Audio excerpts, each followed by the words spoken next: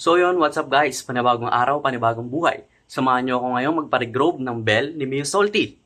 Baklasin na natin yan!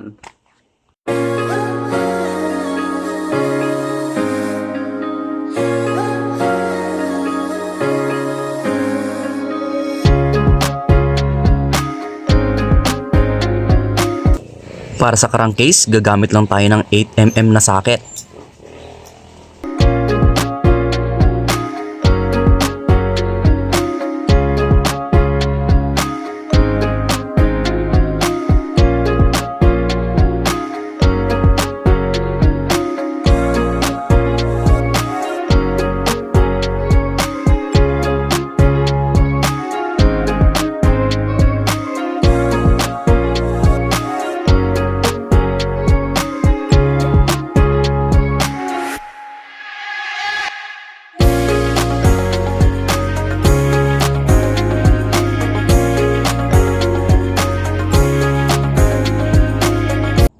Para naman sa pulley, gagamit tayo ng 17mm na socket.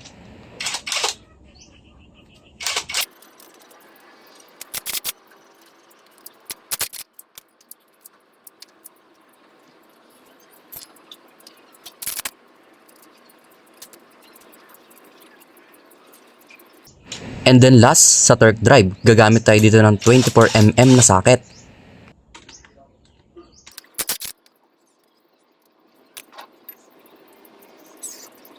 All goods na guys, nabaklas ko na lahat. Dito hinihintay ko na lang si Kuya Ryan para makaalis na tayo. At maya maya, nandito na si Kuya Ryan. Morning boss. Rinig ko kapag yung yung JBT mo. Rinig ko kapag yung JBT mo. Dito nagpagas muna kami kasi malayo-layo ang biyahe namin.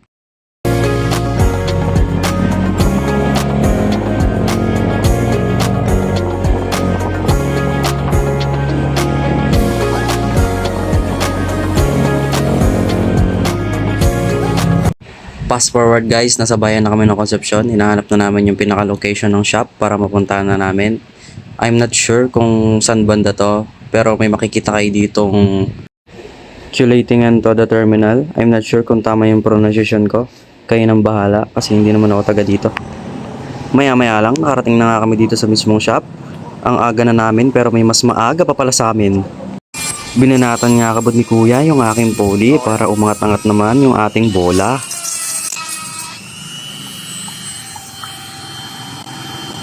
Pagkakataong ito, nililiha na nga ni Kuya para pang tapos na at mamaya i-groove nila yung bell kasama na rin yung pulley natin.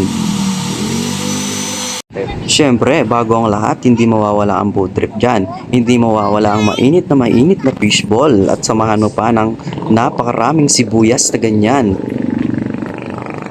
Sa pagkakataong ito, binabanatan na nga yung bell ni Kuya dyan.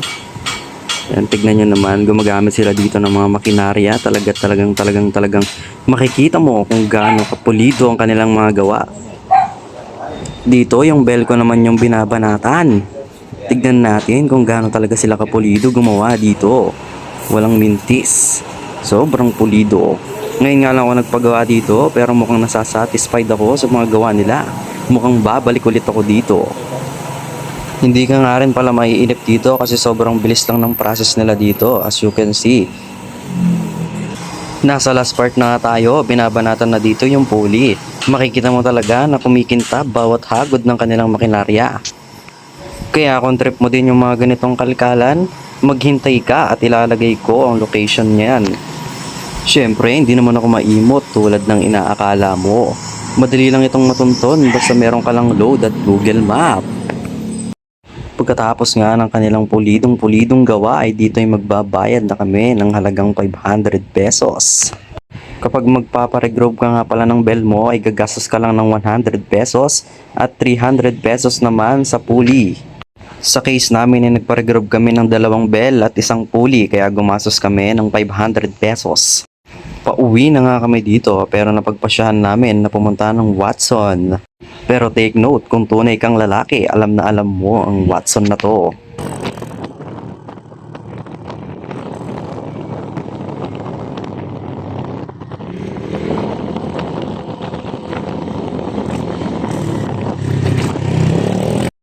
Siyempre, bago kami umuwi, dadaan muna kami sa Watson. Akala nyo kayo lang mga babaeng may Watson? Kami ding mga lalaki.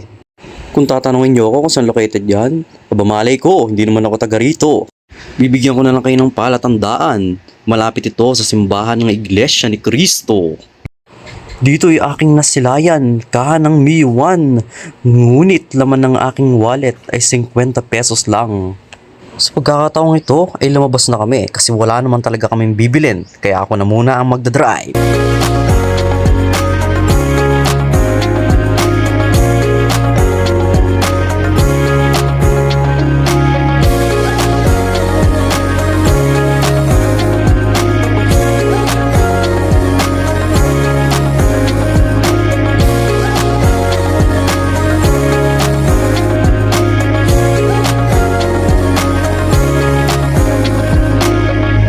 Fast forward guys, nandito na ako sa bahay at dali-dali ko na ang kinabit ito.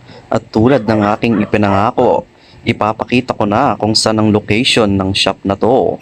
Ang pangalan ng kanilang shop ay Mapred Shop, located dito sa Barangay Santa Rita, Concepcion, Tarlac. Kapag naligaw ka pa dyan, ewan ko na lang. Pagkatapos ng mga baba nating biyahe, siyempre dito na tayo sa testingan session. Dito malalaman natin kung mayroon nga ba talagang pagbabago nangyari kay Mio Salty.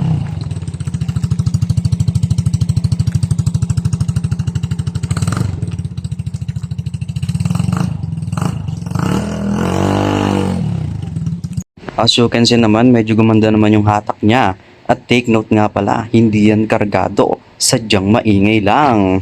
Salamat sa inyong panonood at dito na nagtatapos ang ating video. Bye-bye!